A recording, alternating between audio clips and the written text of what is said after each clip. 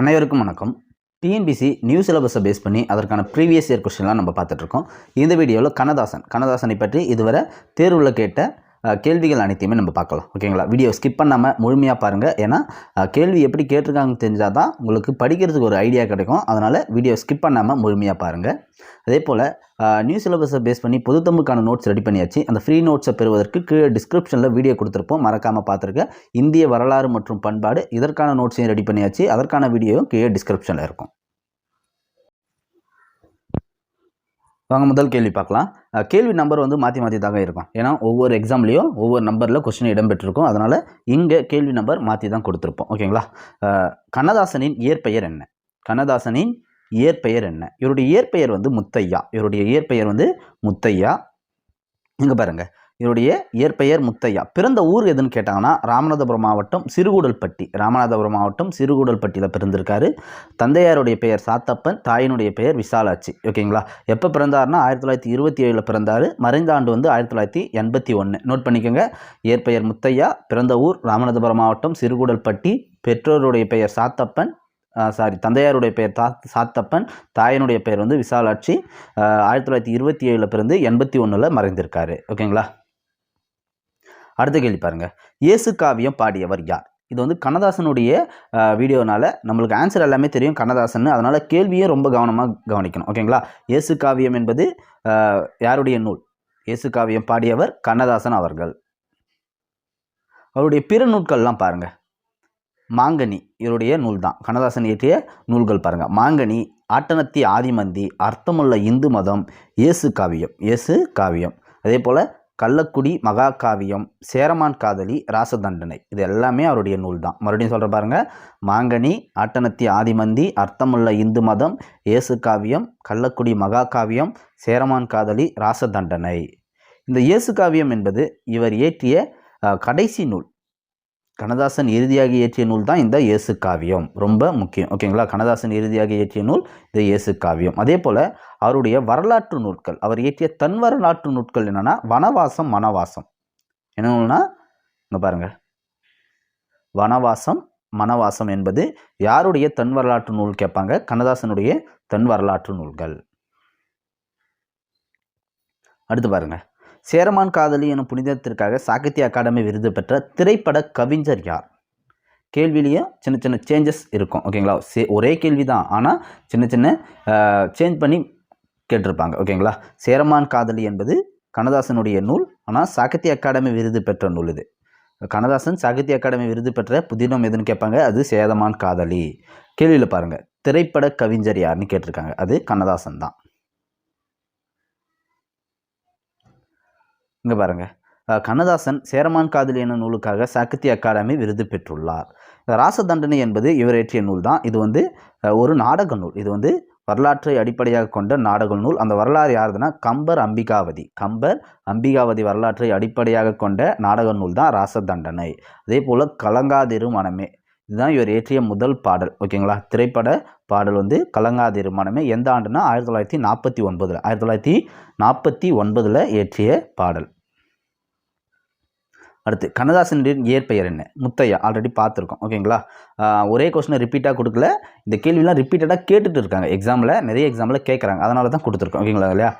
கண்ணதாசனுடைய இயற்பெயர் முத்தையா.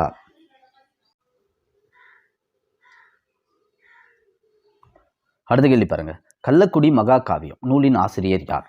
நம்ம பார்த்தோம், அவருடைய நூல்கள்லாம் பார்த்தோம். கள்ளக்குடி மகாகாவியம் என்பது கண்ணதாசனுடைய நூல் தான். கள்ளக்குடி மகாகாவியம்.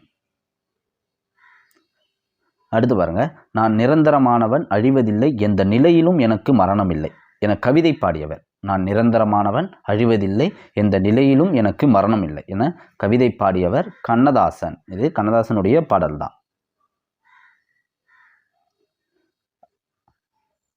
அடுத்த கேள்வி பாருங்கள். நதி வெள்ளம் காய்ந்து விட்டால் நதி செய்த குற்றம் இல்லை என்ற திரை இசைப்பாடலை இயற்றியவர் கண்ணதாசன். நீங்கள் கேள்வியை தான் ரொம்ப கவனமாக கவனிக்கணும். ஓகேங்களா? நதி வெள்ளம் காய்ந்து விட்டால் நதி செய்த குற்றம் இல்லை, இந்த திரை இசைப்பாடலை இயற்றியவர் கண்ணதாசன். கண்ணதாசனின் படைப்புகளில் சாகித்ய அகாடமி பரிசு பெற்ற புதினம் எது? சேம் கொஸ்டின் தான், ஆனால் கேள்வியில் சேஞ்சஸ் இருக்கும். கண்ணதாசன் படைப்புகளில் சாகித்ய அகாடமி பரிசு பெற்ற புதினம் சேரமான் காதலி. சேரமான் காதலி. கண்ணதாசன் படைத்த நாடகம் எது? இங்கே பாருங்கள், கண்ணதாசன் படைத்த நாடகம் ராசதண்டனை. இது யார் வரலாற்றை அடிப்படையாக கொண்டதுன்னா கம்பர் அம்பிகாவதி வரலாற்றை அடிப்படையாக கொண்ட ஒரு நாடக நூல் தான் இந்த ராசதண்டனை. அடுத்து பொறுத்துக்க, எங்கள் பகைவர் எங்கோ மறைந்தார். இது வந்து பாரதியாருடைய பாடல். எங்கள் பகைவர் எங்கோ மறைந்தார். பாட்டாளி மக்களது பசி தீர வேண்டும். இது நாமக்கல் கவிஞர். எல்லாரும் எல்லாமும் பெற வேண்டும். இதுதான் கண்ணதாசன். சபைகளிலே தமிழ் எழுந்து முழங்க வேண்டும். இது கவிமணி. ஓகேங்களா? ஆன்சர் பாருங்கள், 4, 3, 1, 2. 4, 3, 1, 2. எங்கள் பகைவர் எங்கோ மறைந்தார் வந்து பாரதிதாசன். பாட்டாளி மக்களது பசி தீர வேண்டும் வந்து நாமக்கல் கவிஞர். எல்லாரும் எல்லாமும் பெற வேண்டும் வந்து கண்ணதாசன். சபைகளிலே தமிழ் எழுந்து முழங்க வேண்டும் வந்து கவிமணியனுடைய பாடல். இங்கே பாருங்கள், எல்லாரும் எல்லாமும் பெற வேண்டும், இங்கு இல்லாமை இல்லாத நிலை வேண்டும், வல்லான் பொருள் குவிக்கும் தனிவுடைமை. வல்லான் பொருள் குவிக்கும் தனிவுடைமை நீங்கி வர வேண்டும் திருநாட்டில் பொது உடைமை. பொது உடைமை பற்றிய கண்ணதாசனுடைய பாடல் இது. ஓகேங்களா? அடுத்து, கண்ணதாசன் பணியாற்றாத இதழ். கண்ணதாசன் பணியாற்றாத இதழ் குயில். ஓகேங்களா? எல்லாமே இது அவருடைய இதழ் தான். தென்றல், முல்லை, தமிழ் மலர். அவர் பணியாற்றாத இதழ் குயில். குயில் வந்து யாருடைய இதழ்னு கமெண்ட்ல சொல்லுங்க. அடுத்து, சாகித்ய அகாடமி பரிசு பெற்ற கண்ணதாசனின் புனிதம் சேரமான் காதலி. இது ரொம்ப இம்பார்ட்டன்ட்ங்க, ஏன்னா ரிப்பீட்டடாக கேட்டுகிட்டே இருப்பாங்க. இது சேரமான் காதலி வந்து கண்ணதாசனுடைய சாகித்ய அகாடமி பரிசு பெற்ற புதினம். பொறுத்துக, வீரக்காவியம். வீரக்காவியம் என்பது முடியரசனுடைய நூல். இயேசு காவியம் கண்ணதாசன் இறுதியாக இயற்றிய நூல் இது. ஒளிப்பறவை. ஒளிப்பறவை வந்து காமராசன். சகாராவை தாண்டாத ஒட்டகங்கள். இது வந்து சகாராவை தாண்டாத ஒட்டகங்கள் வந்து இதுதான் வந்து காமராசன். ஓகேங்களா? ஒளிப்பறவை வந்து சிற்பி. ஒளிப்பறவை வந்து சிற்பி. ஆன்சர் வந்து 4, 3, 2, 1. அடுத்து, பொருந்தாத ஒன்றை தேர்க. கண்ணதாசனின் பாடல்களில் பொருந்தாது கேட்டிருக்காங்க. முத்தான முத்தல்லவோ, மிதந்து வந்த முத்தல்லவோ. இது அவருடைய பாடல் தான். அதே போல் ஆடி அடங்கும் வாழ்க்கையடா, இதுவும் அவருடைய பாடல் தான். அதோ அந்த பறவை போல வாழ வேண்டும், இதுவும் அவருடைய பாடல் தான். இந்த பாடல் மட்டும் இல்லை, சின்ன பையலே செய்திகளடா, இது அவருடைய பாடல் அல்ல. திரைப்பட பாடல் கூட கேட்டிருக்காங்க பாருங்க.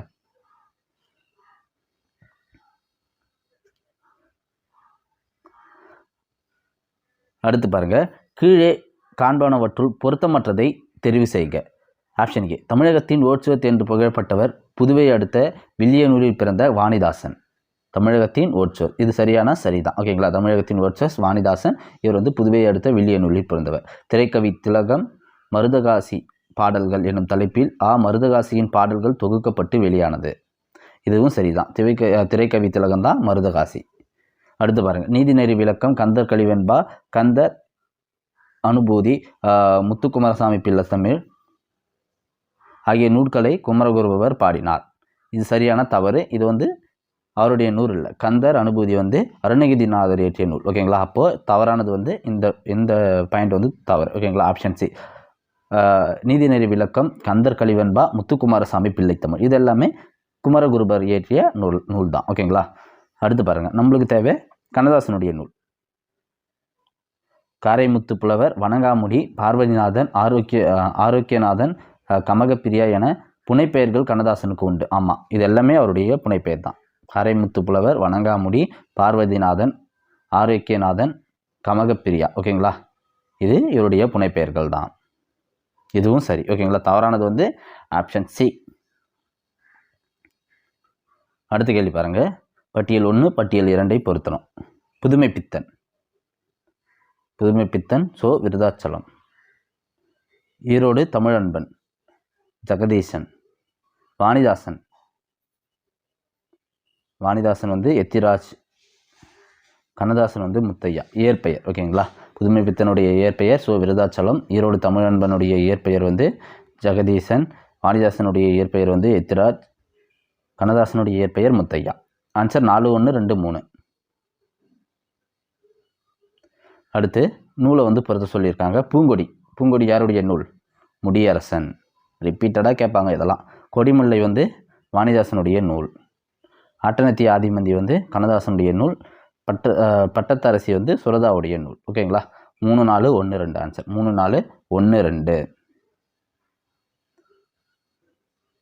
அடுத்து புலவர் நூல்கள்.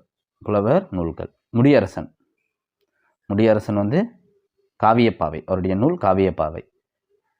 சச்சிதானந்தன் ஆனந்தத்தேன். குமரகுருபரர் சகலகலாவல்லி மாலை. மாங்கனி வந்து கண்ணதாசனுடைய நூல். 3 1 4 2. 3 1 4 2. கண்ணதாசனுடைய நூல் மாங்கனி. ஓகேங்களா? அடுத்த கேள்வி பாருங்க. கீழ்காணும் கவிஞர் கண்ணதாசன் ஏற்றாத நூல் எது?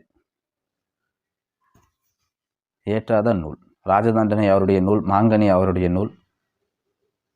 ஆயிரந்தீவு அங்கையர்கண்ணி இதுவும் அவருடைய நூல் தான். கொய்யாக்கனி என்பது அவருடைய நூல் அல்ல. பார்த்தோன்னே சொல்லிடலாம், கொய்யாக்கனி அவருடைய நூல் இல்லை. யாருதுன்னு கமெண்டில் நீங்கள் சொல்லுங்கள்.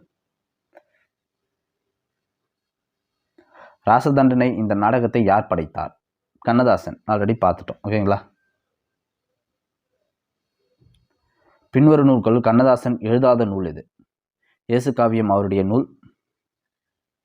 தைப்பாவை, கள்ளக்குடி. ஓகேங்களா? திருக்கை வழக்கம் அவருடைய நூல் அல்ல. திருக்கை வழக்கம் அவருடைய நூல் அல்ல.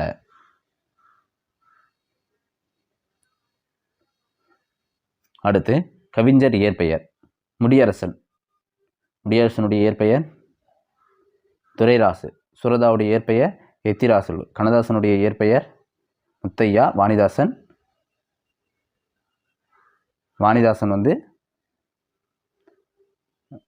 முடியரசனுடைய இயற்பெயர் வந்து துரைராசு. சுரதாவுடைய இயற்பெயர் ராஜகோபாலன். கண்ணதாசனுடைய இயற்பெயர் முத்தையா. வாணிதாசனுடைய இயற்பெயர் எத்திராசு. ஓகேங்களா? 2 4 1 3. 2 4 1 3. அடுத்தும் இயற்பெயர் தான். கவிஞர் இயற்பெயர் பொருத்தணும். கண்ணதாசனுடைய இயற்பெயர் முத்தையா. வாணிதாசனுடைய இயற்பெயர் எத்திராசு. சுரதாவுடைய இயற்பெயர் ராஜகோபாலன். பாரதிதாசனுடைய இயற்பெயர் சுப்புரத்தினம். 4 3 1 2. ஓகேங்களா? இயற்பெயர் ரொம்ப இம்பார்ட்டன்ட். கண்ணதாசன், முத்தையா, வாணிதாசன், எத்திராசு, சுரதா, ராஜகோபாலன், பாரதிதாசன், சுப்புரத்தினம். இயேசு காவியம் என்ற நூலை எழுதியவர் யார்? கண்ணதாசன் தான். கவியரசு கண்ணதாசன். இயேசு காவியம் என்ற நூலை எழுதியவர் கவியரசு கண்ணதாசன். அவ்வளோதான் நண்பர்களே. கண்ணதாசனை பற்றி டிஎன்பிஎஸ்சி எக்ஸாமில் கேட்ட கேள்விகள்லாம் நம்ம பார்த்துருக்கோம். உங்களுக்கு எதனா டவுட் இருந்தால் கமெண்டில் சொல்லுங்கள். நன்றி.